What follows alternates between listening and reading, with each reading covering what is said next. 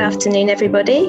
Welcome to In Tandem, Increasing Diversity and Inclusion in Active Travel. It's the 17th in our series of Urban Transport Next conversations on the topics that will help shape the future of urban transport. Thanks so much for joining us. I'm Becky Fuller. I'm Assistant Director at the Urban Transport Group, and we're the hosts of this ongoing series of conversations. UTG is the UK's network of city region transport authorities, serving over 20 million people. Our job is to make sure that transport plays a full part in making our city regions healthier, happier, greener, fairer, more prosperous. And I'm really pleased to see so many people have signed up to take part in this event today. We've got a really good lineup for you too. So I'll just introduce our speakers. First up, we have Rachel Aldred, who is Professor of Transport and Director of the Active Travel Academy at the University of Westminster. She's the author of more than 50 peer-reviewed publications on the topic of active travel, and she's the winner of the ESRC Prize for Outstanding Impact on Public Policy. We also have Adam Tranter, the first Cycling and Walking Commissioner for the West Midlands, appointed by the Mayor to steer the city region's cycling and walking plans. And finally, we have Aneela McKenna, an equality, diversity, inclusion and wellbeing professional for more than 20 years, founder of consultancy Mòr Diversity. She's also a professional mountain bike coach and guide. So welcome, everybody.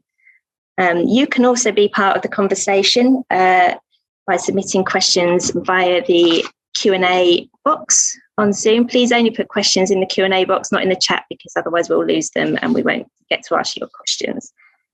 Keep the questions short and sharp, and you can also upvote the questions that you most want answered so that we're more likely to pick those up. And we'll be picking up the questions from the audience in the last 15 to 20 minutes of the session.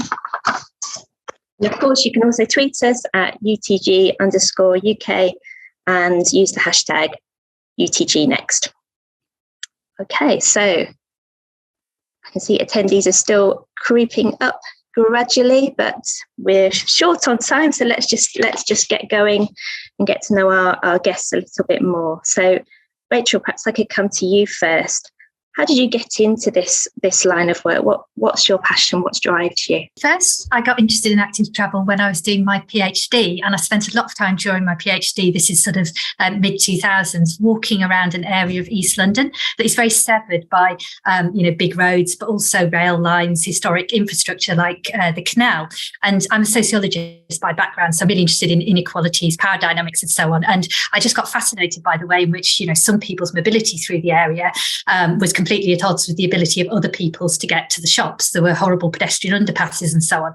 And I guess it really went from there. I just thought, this is something where, the interaction of social science and walking and cycling is just fascinating to me. Absolutely. And so relevant for today's session. Adam, can I come to you next? What's your background? Yeah, so I'm not from a transport background at all, actually. I'm from a communications background. I have a communications agency. But how I fell into the transport world is being a kind of user of our streets and realizing that they didn't work for everybody, really. So I had twin boys. They're 8 now, but when they were in their side-by-side pushchair, I couldn't access my local path on the National Cycle Network because of the barriers that had been created on that. So I started to see issues that people might face. Because I have been into cycling historically, I sort of experimented with a cargo bike and turned up to the school gates in it. And so many parents came up to me and said, "Oh, I would like to, or I wish I could do that, but," and there was always a but, basically. And I think once you start to see these very valid reasons that people aren't doing something they'd actually quite like to do, you sort of can't unsee them. So I've somewhat escalated because, I've kind of gone from being annoyed about my local area to being appointed by Andy Street, the Mayor of the West Midlands, to sort of supercharge the plans in the West Midlands. But it comes from a basic need of wanting to be able to get to school safely with my kids, which I think is a good and very normal place to start. Absolutely. I think that since having children myself, I've been far more aware of the barriers that exist to walking and to cycling, because it's just not always safe for very young children to do that. And being a double buggy user, wow, that is going to be an issue. And I think we'll come on to more topics around pavement parking and things like that later on. Aneela, can I come to you? What's your background? Thanks, Rebecca. Well, I'm not transport at all, but I'm very passionate about bikes and getting people outdoors, and particularly those groups that are marginalised in society.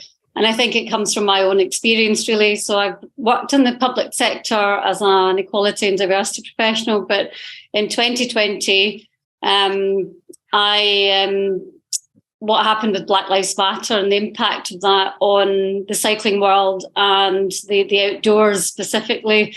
And I think it was a combination of lockdown as well and more people getting outdoors. But actually what that really opened my eyes to the fact that I've been cycling, I'm a mountain bike guide coach, but actually I don't see anybody like me in my space.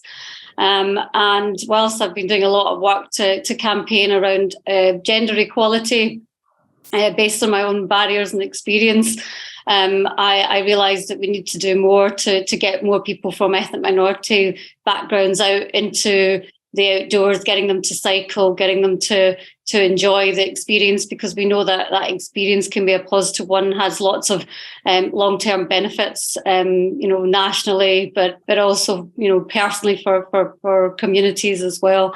So I think for me, that led me to leave the public sector, set up my own consultancy, take the reins and work with organisations across the outdoor sector, working with the likes of Mountain Rescue, Mountain Training, British Cycling, various bike brands, to help them in their journeys and getting them to think about what does inclusion mean for them and how to make that connection between community and best practice. Thank you all. And sort of picking up on something that Adam said in his introduction around some of the barriers that he's faced to walking with a double buggy. Aneela, Rachel, have you encountered any barriers to walking and cycling more? And what are the things that make walking and cycling work for you?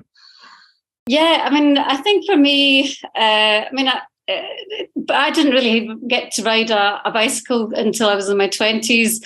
It wasn't seen as something that was right. There's a sort of combination of being a girl, but also being from an ethnic minority background and things that were perhaps more risky, i.e. falling off your bike, getting dirty, getting muddy, perhaps wasn't things that girls should do.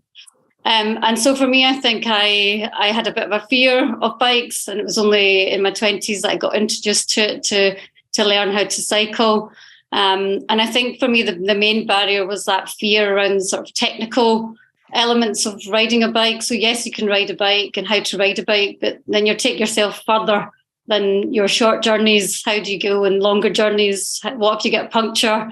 How can I fix a chain? All of these things were really important to me. And so for me, I had to, sort of challenge some of those stereotypes and what I'd been programmed into believing what I'm good at and what I'm not good at.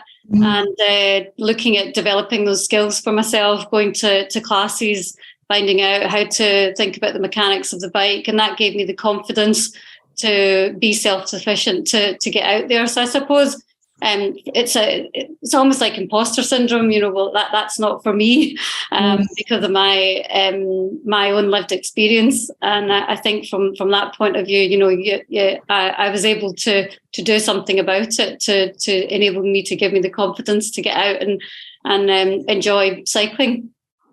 It's really interesting. And Rachel, how about you? Have you encountered any barriers?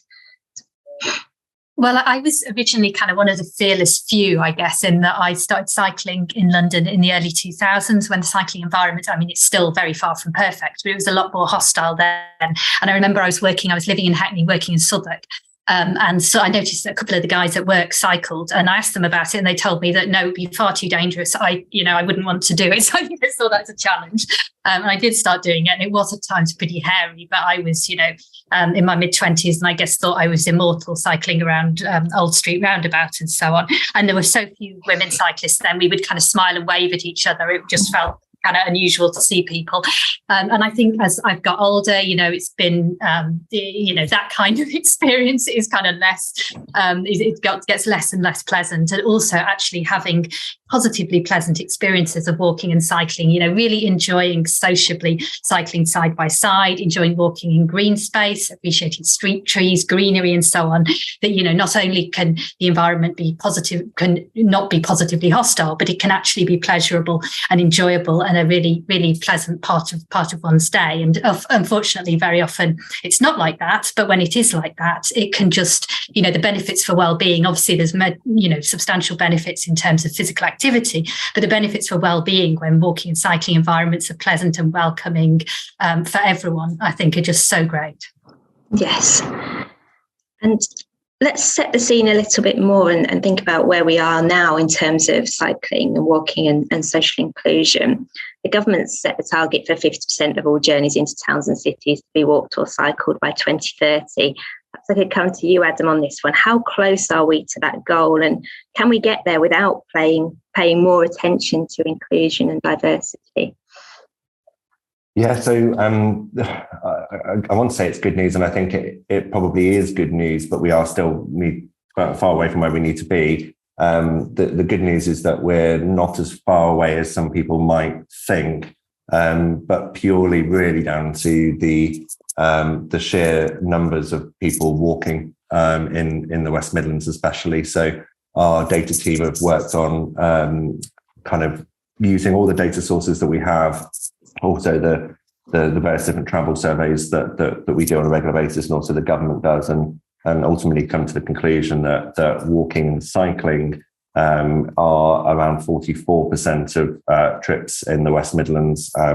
Currently, it's due a refresh from that baseline. But I can tell you that cycling is currently not pulling its weight compared to its potential, because it's about 1% of those stages. So of all stages. So we know that in many cases we're doing well, but we really need to focus more on what the barriers are to people walking, especially in Birmingham. 25% of car journeys are under 1 mile. Across the West Midlands, 41% of car journeys are under 2 miles across the whole region. So we need to look at those barriers. And then cycling is kind of it's just a huge, everywhere that's made an effort has shown that there is a huge untapped potential to grow that number considerably. So while that number is very low, it's only a reflection of the fact that we're just getting started there. The potential is much greater than that. And actually cycling opens up journeys to many more people because it's door-to-door transport, it's cheap, it's convenient. So if we can nail the safety aspect, which is what puts most people off, then we'll be in a good place. And the evidence seems to suggest that there is a latent demand of people in the West Midlands that want to choose active travel. We work with Sustrans on their walking and cycling index in 2021, and the figure of people who regularly cycle is 6% of the West Midlands population. Those who occasionally cycle is 17%. But there's a big portion of do not cycle but would like to. Over the whole population, that's 32%. Interestingly, with people from ethnic minority groups, that figure goes up to 45%. So we're actually seeing that there is this latent demand, and actually we just need to get on and give the people what they want. Follow that up with Aneela. In terms of ethnic minorities being underrepresented in cycling, what are the main barriers that those groups are facing? Is it the cultural barriers, that impression that this is just not for me and you've got to see it to be it kind of thing? And is there a difference between the cycling and the walking aspect?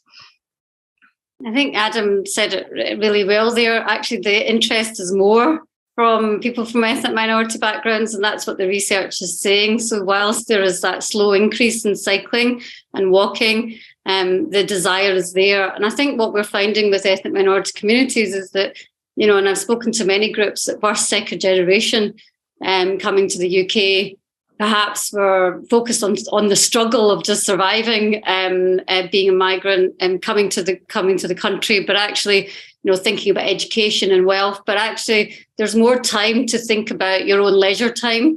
There's more of the third generation, the younger population, are starting to think about that.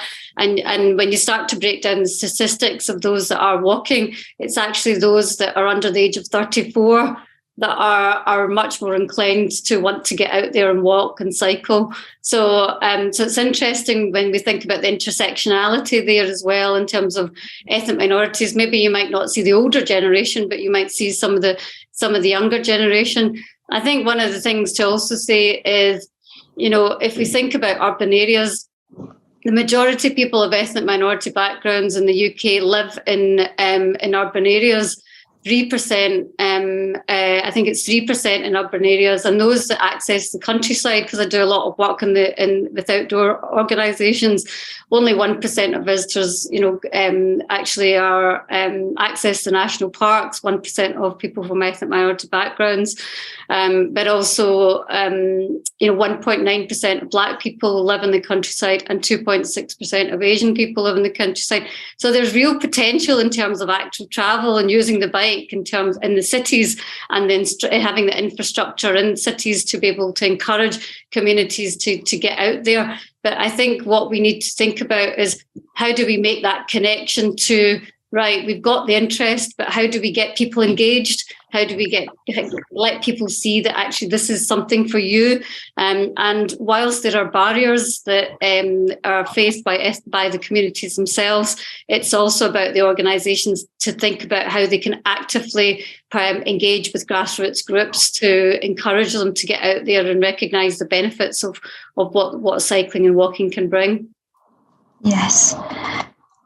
Rachel, perhaps I could come to you. What does the national research and data tell us about the demographics of people who do walk and cycle regularly? Are certain groups over or underrepresented? And of course, I'm imagining it will vary for walking compared to cycling as well. Yeah, exactly. And picking up on what Aneela and Adam have just said, the picture for cycling is very unequal. And I think that's very, very different from contexts where we see where cycling is widespread, where we see a very different picture. And I was lucky enough to be involved in a really fantastic paper led by Rachel Aldred at the Indian Institute of Technology, where we looked at countries and continents across the world. We looked at rates of cycling. We looked at participation by age and gender. And places where there's a lot of cycling, in many cases there's a higher mode share for women than men, and certainly it's often equal. So the fact that we have a situation where men cycle 3 times more than women is that's characteristic of low cycling contexts. It's not like that in places like the Netherlands and Japan. Similarly, the inequalities in age, we have massive inequalities in age. The drop off with cycling at older ages is really substantial. That's not the case, that kind of sharp drop off in those other contexts. So, but the takeaway I would say from that is, I don't think that means, we can sit back and if we get more cycling, of course, those things will sort themselves out. I don't think that's the case at all. I think it shows that if we want more cycling, we need to focus on those underrepresented groups. We're not going to get mass cycling without women, without older people, children, ethnic minority people, disabled people, without participation from all those groups. And, at the moment, the cycling environment in this country is still often quite hostile. But there are additional, we shouldn't be taking the perspective of the working age white man cycling to work. That is a minority of the population. And we need to think about, for instance, women often do a lot more trip chaining. They may be taking kids to school, going on to work, going to do the shopping and so on. If we just build routes from where people live to the centre of town, that's not meeting the majority of those journeys. And no wonder, we're not meeting the needs of women who, as people have pointed out, would like to cycle. So, we really need to take the perspective of people who are currently excluded. And there's also an issue in terms of the transport planning and policy making workforce and hierarchy as well, and actually who is making those decisions. I think in terms of walking, just very briefly, in some respects, you could say, walking's better because it's a lot more equitable, which it is, and women walk somewhat more than men. But it's also an equity issue. Very often people walk, they don't feel they have any choice but to walk. And, if they had an alternative, if they had a car available, perhaps they would drive, because often the walking environment is not great. There are underpasses, it takes ages to cross the road, pavements are uneven, a whole range of problems, cars parked on the footway. And therefore we have a real responsibility to create better walking environments for those people who are walking at the moment, as well as attracting new people to walk. Absolutely. And just picking up on some of the points you mentioned there, Rachel, Adam said before that he feels that safety is what puts most people off cycling more. Would you agree that that's the main barrier? Because I guess when you look at the Netherlands, they have the segregated infrastructure, they have that culture of cycling, although it's not as long-standing as people might think. But is it the safety aspects that we really need to address to crack that inclusion?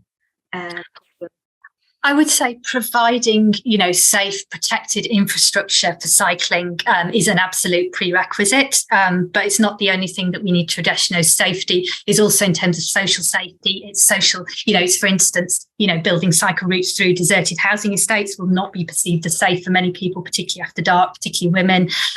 Research that my colleague Akwesi Osai led with Black men cycling in London, issues around racism, racial assault, racial harassment, police harassment, and so on. Those were also very important. So, it's absolutely the infrastructure is a prerequisite, but I think we need to deal with safety in its widest sense. And also, not people not dying or being injured is so vital, but, we should also be aiming for that, positive, enjoyable, pleasant, comfortable, positively life-enhancing experience as well. So yes, and. Absolutely. And obviously there's a lot of experience and knowledge of the barriers that people face out there in academia and in policy. How good are we, though, at gathering the full range of lived experiences and reaching those grassroots groups? Perhaps, Aneela, I could come to you. How good are we at actually reaching out to underrepresented groups and ensuring that we're taking account of the widest possible range of lived experiences as we design policy for cycling or walking? We need to get good at getting the data, don't we? That's the biggest challenge. If we've got the data, that gives us the evidence to then inform policy. And one of the things that is slightly frustrating is we don't look at the intersectionalities as well of, say, women of colour, but we may look at women's barriers. We may look at people from ethnic minorities, but we don't actually connect those intersectionalities and with age as well. So I think data is really important to have in place, and I think we all need to work on that. That in itself can be a barrier to change, but also in terms of capturing the diversity of lived experience. I think from a policy point of view, we also need to think more beyond participation when we're thinking about measuring impact. I think one of the things that we're focused on a lot is around increasing participation, and that's important. But actually, those that are more marginalised and excluded in society, if they get access to the outdoors, are able to take those journeys by walking or cycling, they're 3 to 5 times more likely to benefit from that in terms of their well-being and their mental health.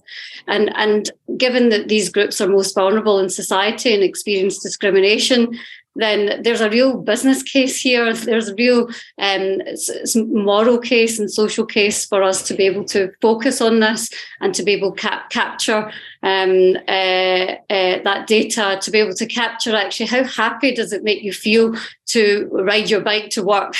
How happy does it feel to walk to the park or to walk and do things in the city? These are the things that we need to capture rather than the participation side of things, because if we then get that data and we recognise the impact in terms of well-being, then obviously that's going to lead to better policy outcomes and be able to justify those positive health outcomes, education outcomes as well. Sorry, I've got some work going on in the background, and I apologise, I'm going to have to shut the window.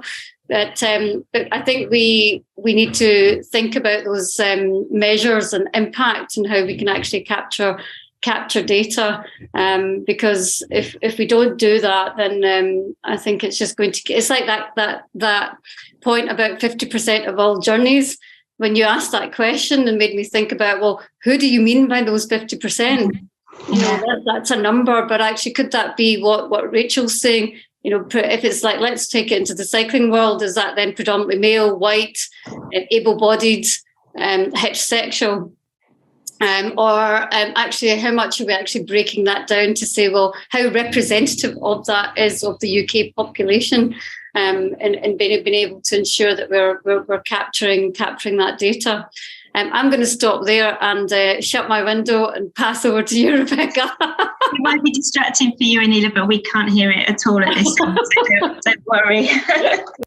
So yeah, go ahead.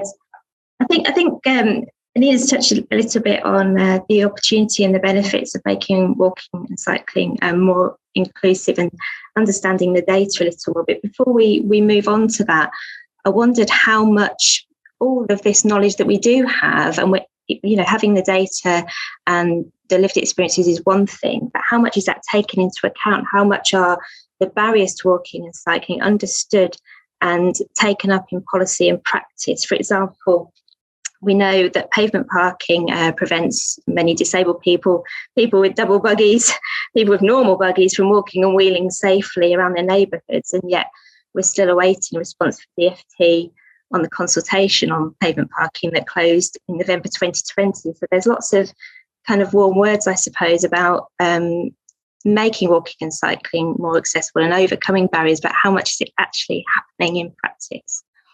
Adam, perhaps I could come to you for that one. Yeah, so as I say, I'm quite new to all of this in the transport world. So my job is often to come in and look at how we do things and whether that's meeting the kind of needs of the sort of stated policy objectives, or in the case of the Mayor, his manifesto for what we want to achieve. And so often, I would say that, like with any large organisations that have been going a long time, sometimes the policy doesn't always match up with the practice. And that's one of the things that I've identified, and I'm looking at how we can improve on that. So I would say that we've just launched our local transport plan for kind of another consultation. And, I think it's a really good document, and, lots of stakeholders have been involved, but really it means nothing unless we can deliver that on the ground, and work with people to deliver that on the ground. So I think often it's the practice that where it comes down to, and a lot of this is actually, I don't think, needing new information or new reports. I think it is about people like me and colleagues listening and seeking out those pieces of data and those reports. So I don't claim to know everything, but I do try to listen, and every time I do listen, I learn something. And if you are, say, working in highways as an engineer, and you don't go out and seek those opinions, and the consultations, let's say, are more like CAD drawings that you need to know to look for to know whether they're any good. Mm-hmm. That might not mean that all the kind of lived experiences and all the different needs might come into it in practice. So I think there's a lot of improvement to be done. That I've seen a lot of improvement already, but I think there's more for all professionals to kind of get educated as much as possible. And there's lots of great. I went to a group recently with Sustrans and Wheels for Wellbeing and University of Warwick, and just even then, like, just learning loads, and I'm taking stuff back and we're seeing what we can do. And I just encourage people to do that as much as they can. Thanks, Adam. And perhaps we could, having sort of set the scene, perhaps we can move on to what's the opportunity here that we're looking at. What's the prize? Aneela talked about the lack of the the lack of data, I suppose, about the wider benefits that we could expect to see if we got more and different people walking and cycling more, looking beyond just participation. Rachel, would you like to add anything to that in terms of what wider benefits we could expect to see if we were to make walking and cycling more inclusive and appealing to a more diverse range of people? Sure. So thinking about cycling, I've been involved in work using the propensity to cycle tool and the impact of cycling tool, work with James Woodcock, Anna Goodman, Robin Lovelace and others. And we've done some really interesting modelling work around some of that and looking at the benefits and the fact that many underrepresented groups, their trips are relatively cyclable in terms of distance and hilliness. So, there's a big, if we can make cycling attractive, if we can make cycling appealing and accessible to those people, then, the trips they make, the scope for mode shift is very high. And that's probably why cycling is seen as appealing by many people from underrepresented groups, because they do have trips that could, in theory, relatively easily be cycled. But often the environment, in a whole range of ways, is too hostile. They don't have the opportunity to cycle. The benefits are also often particularly substantial for people from those groups. So just let's think about women as an example. So, women often have trips, as I mentioned before, that are chained between different destinations. So they're not so easily served by public transport often. Women also have relatively low access to cars, relatively low car ownership, relatively unlikely to drive, and women from ethnic minority backgrounds particularly so. So if women are able to access cycling, use cycling for their trips, it can be more important, more beneficial for them than for men in many of those regards. So no wonder in places where the cycling has been made attractive and accessible for all, women cycle more than men because they have suitable trips and because the benefits are higher for them as well. And the benefits, as Aneela was saying as well, we need to think about a wide range of benefits, and some of those have been studied, and have been, where possible, quantified as well. And at one, for instance, Jenny Mendel at University College London has done some work on community severance. And potentially the benefits for community interaction, for engagement with other people, for people being able to be part of their local community if their journeys are not restricted by big roads and so on. Similarly, there's work around older people and older people being able to participate in society and the role that buses, but also cycling and walking can play in that, getting people out of their homes, enabling them to interact with each other, with the environment. The benefits from really short trips to local places in your neighbourhood can be really substantial, but of course we have to create the environments that enable people to do that, where the infrastructure, the culture, the policy and so on is supporting them to do so. And at the moment we're generally, unfortunately, failing to do that. Absolutely. Adam, would you like to add anything to that in terms of the wider benefits that we could expect to see with more and different people walking and cycling? Yeah, I can't sort of stop thinking about the unleashed potential of people in our region if we gave them decent transport options. And I know that's something that's really motivational for my boss and kind of the way that we're approaching this. So, I think in some circles, this is about giving people the dignity of choice, really, about how they move about. But in some cases, it might be just giving them some choice about how they move and get about. And I think that's something that cycling especially can do, but also walking if we make the environment safer and more attractive. So I often I'm loath to bring it back to the kind of the economy, and people sort of frown when I do it because it's not always about the economy. But certainly when I'm engaging with government, one of the key kind of levers and understandings on this or misunderstandings on this is actually what an impact active travel could have on our economy. And every day I think about the school kids that I see being dropped off at school because their parents don't have the choice to allow them to walk on their own because there aren't enough safe crossings, or there's too much traffic, or it's not safe to cycle. There's no infrastructure. So I think there's lots of opportunities for people if they didn't have to spend X amount of hours a day stuck in traffic, and they were actually empowered to get on and do whatever it is that they propose to do, aspire to do, because most people don't aspire to have to do these kind of awful mundane drop-offs in traffic. and that's the opportunity. And I like your phrase about giving people the dignity of choice, and people not feeling forced into using the car, or even, these things kind of becoming a stress choice rather than something that they would prefer to do, and having that full range of choices. So I suppose we've looked at the potential and the scale of the opportunity, but how do we get there? So if we were to look at the broad range of barriers people face to walking and cycling, what would you say as a panel we should tackle first to achieve the greatest impact? Can I come to you first, Aneela, on that one? I think I'd like to flip it. And, we think a lot about the communities and the barriers that communities face, but also we need to think internally in terms of our own organisations and our national agencies in terms of what we could do and how we could do it better, to be able to gain those different understanding, or that understanding of that lived experience when you are thinking about infrastructure, when you are thinking about routes and transport, when you are thinking about safety. And I think for me, what's important is around adopting an approach that is around inclusive design. And there's lots out there about that in terms of, well, what does that mean? What are the key principles to inclusive design? But essentially, it's what Adam was saying, it's about how you engage, how you ensure that you're bringing that voice in, not just in terms of consultation.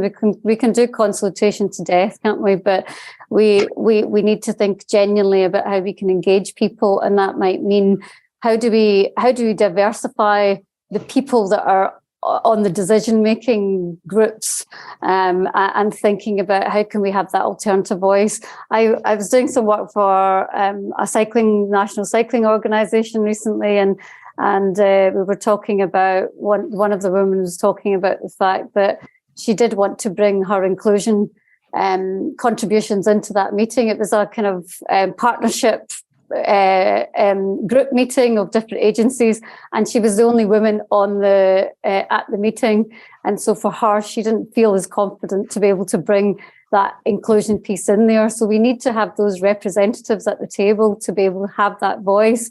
And even it doesn't need to always be people with lived experience. We've all got lived experience in different ways. And if we can champion and bring those issues to the table, because it's not always going to be at the forefront, then that can then allow us to think about, well, how can we do things differently, and breaking the system in such a way that allows us to look at the opportunities, to look at, how do we what's our approach to lighting? For me in my local area, I travel by bike to the train station, but actually when I come out the town and I hit the sort of rural part to get to my village, the lighting stops, and so for me, for me as a woman, and me as a woman of colour, I feel that doesn't feel safe for me. So where was my voice in that to think about what that lighting on that journey looked like, on that particular route looked like? But I think it is about inclusive design. I think it is about diversity on our decision making groups. But it's also, I suppose, the other side of it is about upskilling communities as well. And giving community and thinking about how we can engage at a grassroots level as well to upskill people, to going back to my point about my imposter syndrome and my confidence, is giving people that confidence and the tools to recognise that actually I can get out there and cycle, and actually this space is for me too. Yeah, absolutely. And I think it's really important, the point around diversity in decision making, because we know that the transport sector is still, unfortunately, very male dominated, particularly at the senior decision making level. So it's how do we bring those more diverse voices and perspectives and experiences into decision making within the transport sector, as well as the people that we involve in and reach through our consultation and co-creation as well, rather than just purely consultation. Rachel, can I come to you next? What do you think we need to tackle first to achieve the greatest impact? So I was, as well as listening to Aneela, I was kind of ruminating on we. And sometimes it occurs to me that when I say we, I mean they. Sometimes I mean you, and sometimes I mean I. So I'm going to answer a couple of options, sort of prompted by also things I've seen in the Q&A, which maybe we'll come back to as well. So I mean, one really big thing is the funding. And there really is, completely insufficient funding for walking and cycling, particularly when you look at the amount of money that goes into the roads, the roads investment strategy. We really are still dealing with the crumbs. And also, as well as the amount of money, one big problem is the way that money is distributed, the short-term competitive funding, the bidding. It's very, very hard for authorities to collaborate, cooperate, and also to do meaningful engagement, which has to be, long-term with communities. You can't just kind of allocate some funding for 6 months and then stop doing it. People lose trust. So that's really important. In terms of more of a me thing, I do think that, as Aneela said, the intersectionality is really important, and that we do have to look at from the perspective of underrepresented groups, and actually, it's just not possible, as well as not desirable. It's not possible to have mass cycling with only white men cycling. That's, it's just numerically not possible, but obviously it's not desirable as well. The transformational impact of walking and cycling is particularly transformational for those groups that at the moment disproportionately often excluded or have particularly unpleasant walking experiences. And I suppose for me, what I'm sort of trying to do is give more of a voice to some of that research, some of those experiences, and therefore, my colleague Akwesi Osai's work on Black men cycling in London, he and I were kind of really quite shocked when we looked at the research and the fact that the ethnicity gap in cycling in London is a similar size to the gender gap. And this is more widely the case in this country, and yet there's such a lot of work on the gender gap, which kind of assumes women are white women. And there's so little work on the ethnicity gap, and just not a research interest in that. So actually, for me, sort of learning about that and kind of prioritising those research, that research, those researchers, and so on, because that is where we need to be focusing. And very often, we know that in terms of diversity initiatives, for instance, white women are often the main beneficiaries, and it shouldn't be like that. And it shouldn't be like that in terms of focusing on these gaps either. Thanks, Rachel. And Adam, where are you focusing your activity in the West Midlands on tackling barriers to walking and cycling? What's your priorities? Yeah, so I think there are a mixture of things that we can do both in the short, medium and long term. Some of the short term things are quite, I think, relatively easy, but not seemingly as easy as I thought they might be. But we need to make sure that we make this as good as possible, as quickly as possible for as many people. And the urgency on there is definitely at the forefront of my mind. Medium, long term, obviously. In the medium term, we have quite a significant amount of funding for active travel, unprecedented funding for active travel. So as a devolved region, we have what's called the City Regional Sustainable Transport Settlement, and that's just over £1 billion. We're actually using around £250 million of that for schemes that will enable active travel. That might be as part of a multimodal corridor like bus priority and cycle priority, but typically we've got a real focus on active travel there. And then, of course, we have the active travel fund going into. So we need to get those schemes built. We need to get those schemes to be high quality, and they need to be sure that they're the right schemes. So this is a mixture of kind of like system change in the kind of how we go about the pace that we build stuff, the way we build stuff, the kind of stuff we build. And then in the long term, we need to look at, as Rachel says, we need to look at certainly security of funding. So one of the main issues for us as a combined authority, and I know that the Mayor has pressed government on this a lot, is the short-term nature of the settlements that we receive from year to year. So it means we can't hire the best people, we can't nurture people, we can't hire graduates because we don't have enough long-term security and funding. So actually, we rely a lot on consultancies, and those consultancies, are typically good partners. But when it comes to like the diversity of our workforce and things like that, they're the kind of like things that we don't talk about in terms of funding, the security of funding. That has a real impact for how we hire people, how we nurture people, how we how we provide green jobs, of the future. In the short term, I just wanted to mention a few things that both we have done and also things that we want to do, that just kind of food for thought, really. So the big one here is when I started looking at the plans that we already have, there was that kind of unconscious bias in the types of journeys that were being made. So in the West Midlands, about 80% of the bus journeys that are made are from a point to point that's not in an urban centre, not going into the city centre. A lot of our cycle routes sort of were lines drawn into an urban centre. And I think that's the kind of thing that we need to challenge and look at. And in fact, we are looking, and I think COVID has, for some of the communities, has accelerated that thought process of how it is. But of course, for many people, before COVID was even a thing, they weren't travelling into urban centres and they were kind of forgotten about by some of the system. I also think there's lots of stuff that highways authorities do automatically and things that we really want to look at. So one of those things is turning the pedestrian crossing buttons on to almost instant push where possible. There are several places in the West Midlands where you might have to wait 45 seconds to cross the road, which feels undignified. It's a waste of time. It's a real highlight for who is valued. So we really need to work on things like that. I think there's pavement parking, of course, legislation that we can push for. There is also, I would say, I see lots of pavement parking on double yellows, which have TROs that are already enforceable. And it's about making sure that we enforce what we value as well and get that across.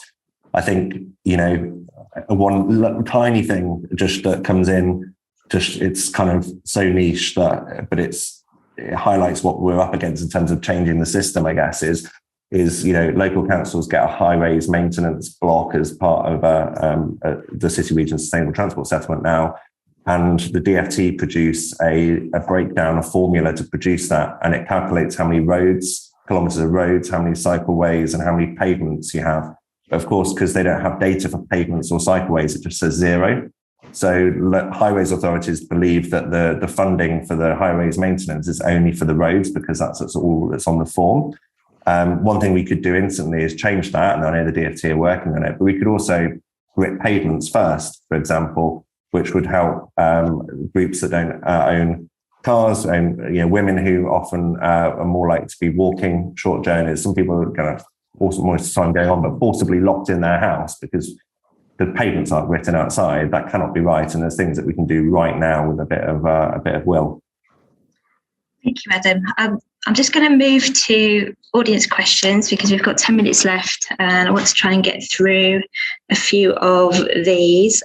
We've touched on the funding issue a fair bit in the conversation, but I feel like with active travel, we're making the case again and again for why this is a good thing. And it feels like the case is well accepted, and yet still we get decisions where roads far outweigh the funding for active travel. So what do we need to do to turn that around? What more can we do in terms of making the case? Perhaps Rachel, I'll come to you on that one if you have any thoughts. I mean, clearly one of the problems is around car dominance, the car lobby, the assumption that, the traveller is a motorist and so on. And this continues to be a problem, not just in this country. We've seen the current situation in the, Germany and Italy and the EU, fossil fuel rules and so on, that's happening in other countries, happening across the world, in terms of a failure to challenge, car-based planning, car-based interests and so on. And often, a worry that measures to restrict car use will lead to the kind of backlash that politicians are simply not willing to tolerate. And I don't know, I don't have an answer to this, but I do know that it is not only a problem in this country, in our towns and cities and so on. It is a wider problem, and it's very difficult. We also have a situation where we haven't institutionalised that well planning for walking and cycling. It's still offered in many places, relies upon, having a dedicated individual, like, many people on this call, probably, who will push that. And as soon as that person disappears, things then stop happening because it's relying on that individual. And it really needs to be kind of mainstreamed in such a way as, you don't need someone who's a keen walker. You don't need someone who's a keen cyclist kind of pushing things forward. These things just happen, like they do in many aspects of what Adam was talking about in terms of highway planning and so on. I mean, we have had some successes. I mean, I was thinking, I didn't get the chance to say it earlier, but, in terms of infrastructure quality, there used to be a time when it was very, very standard to, okay, if we're putting in cycle infrastructure, we'll paint a white line down the footway, and we'll allocate half of that footway for cyclists. And that's no good for cyclists, no good for pedestrians. And at least I think we've moved away from that. We have better cycle infrastructure design guidance. We have a situation where, some parts of the country where there are those dedicated individuals, there is enough funding, at least temporarily, the conditions are right, things can be done. But I think we're a long way away from what we would need to get substantial change on the national level, with that happening everywhere, whether or not there are people like, say, Adam, pushing it forward or not. Thanks, Rachel. I'd like to move on to Deborah's question. She says, as a mum of young black males, we need to include the police and other stakeholders in the discussion, as many young black children love cycling together. However, as they bridge into their teens, they're perceived as a threat rather than just a group of kids cycling. So there's more work needed with community groups to ensure our children continue to love and engage in cycling. So, Aneela, would you like to come in on that one? What can we do to kind of normalise groups of any kind of, I guess other groups of young people as they get older are seen as a threat if they're all cycling together and walking together. How can we address some of those? Yeah, but I think with black young men, statistically, we know that they're more likely to be stopped by police. And actually, I was in London the other day. I'm from Scotland. I live in the borders in Scotland, but I was in London. I actually saw it happened twice, that two people have been stopped. So, this is systemic discrimination. It's embedded in our society, and unfortunately, that comes through then our thinking when we think about our roads, our systems. And in a way, we talk about unconscious bias, but actually it's also conscious bias as well, in terms of how people will be treated.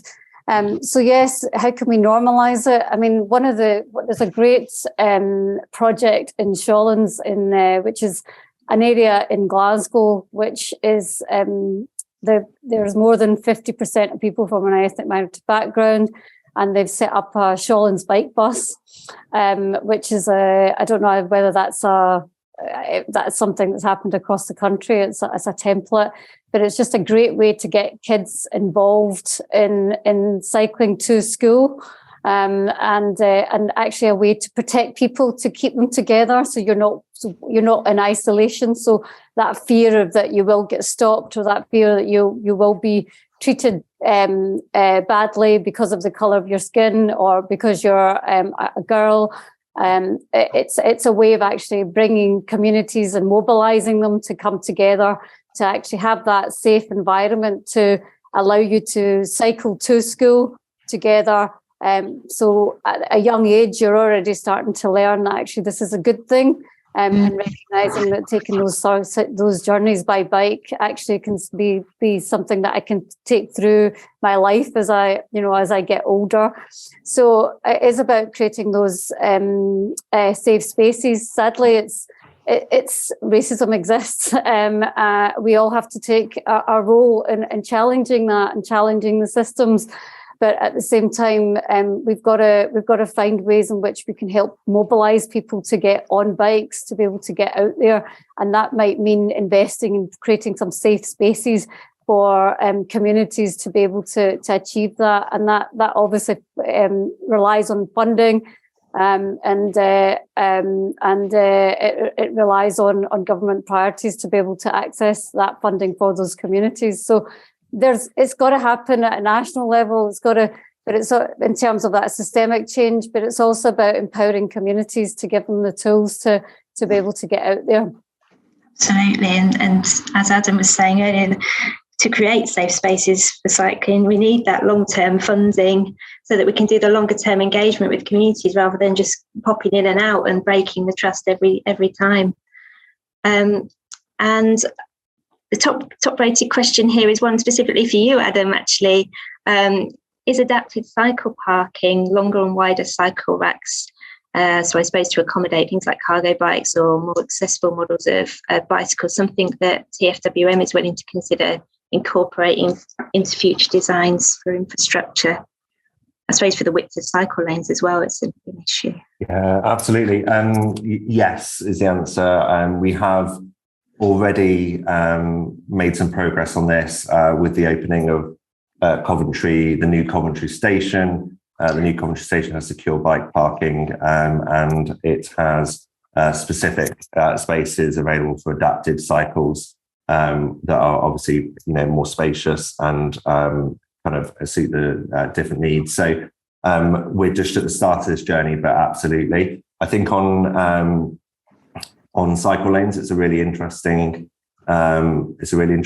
point, and every time we change our road layouts, it's quite a powerful metaphor for kind of what we value. So you might have seen, in some of our urban centres, we have former dual carriageways which have been turned over to, single traffic lanes with bus lanes, for example, which is an example of changing what you value.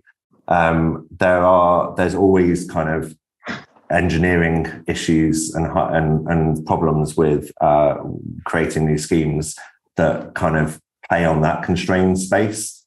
I have one right now that's live. I won't talk about the details, but ultimately it means that the cycle lane width would not be suitable for non-standard cycles.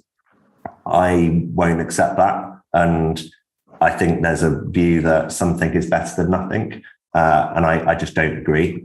So we have to get this right for everybody, and not accept kind of poor options, because actually we've been doing poor options for quite a long time, and our modal share for cycling has stayed exactly the same. So we shouldn't keep doing it and expect anything to change. So we have to make sure it works for all users and not just the ones that are already doing it.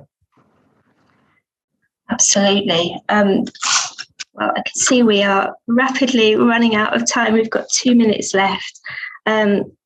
So I'll just kind of sum up some of the key points that came out for me from that discussion. I think data, whenever we talk about inclusion, data seems to come up again and again, and the inadequacy of the data that we collect, the lack of disaggregation, the lack of understanding of the wide variety of different journeys, and the intersectionality of different aspects of people's experiences. How do we capture that? How do we stop just kind of understanding the journeys that are easy to measure? As you were saying, Adam, we're very good at designing solutions for the commute in and out of city centres because that's easy to measure and we can see it. But what about the more complex trip chaining done by women, for example, that you touched on, Rachel? How good are we at measuring that?